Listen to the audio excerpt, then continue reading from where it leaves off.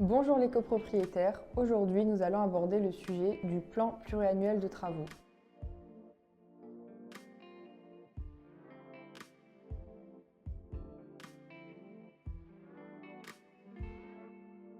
L'article 44 du projet de loi Climat et Résilience du 22 août 2021 a introduit l'obligation, à compter de 2023 et de manière progressive, de faire réaliser un projet de plan pluriannuel de travaux pour les immeubles en copropriété de plus de 15 ans à destination partielle ou totale d'habitation.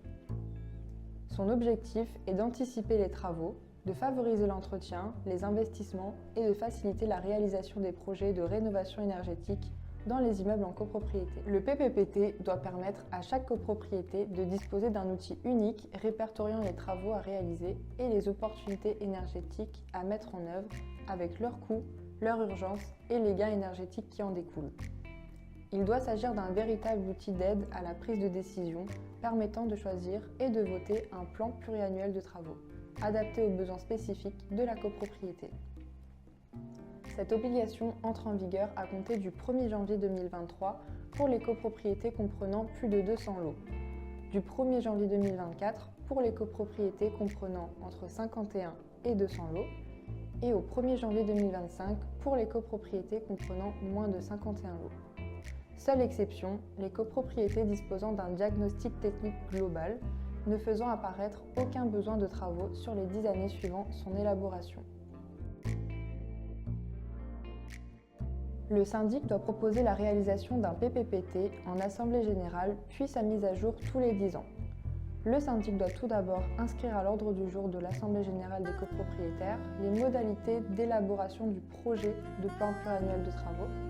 Ces modalités sont votées à la majorité des voix des copropriétaires présents, représentés ou ayant voté par correspondance, soit la majorité simple.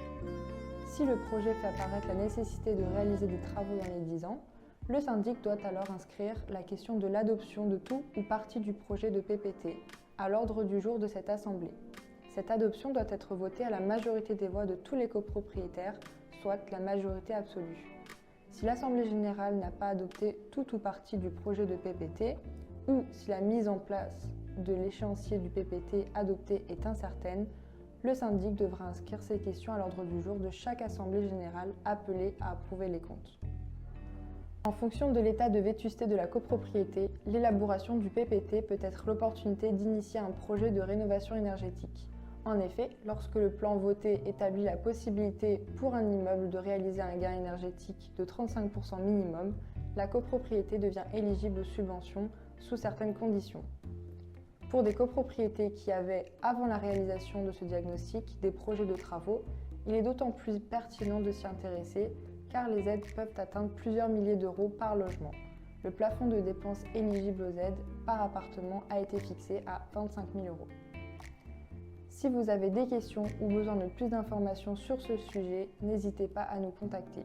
Nous sommes là pour vous aider. N'oubliez pas de liker cette vidéo, de vous abonner à notre chaîne et de partager ces informations avec d'autres copropriétaires intéressés par le PPPT. À bientôt pour une nouvelle vidéo tuto.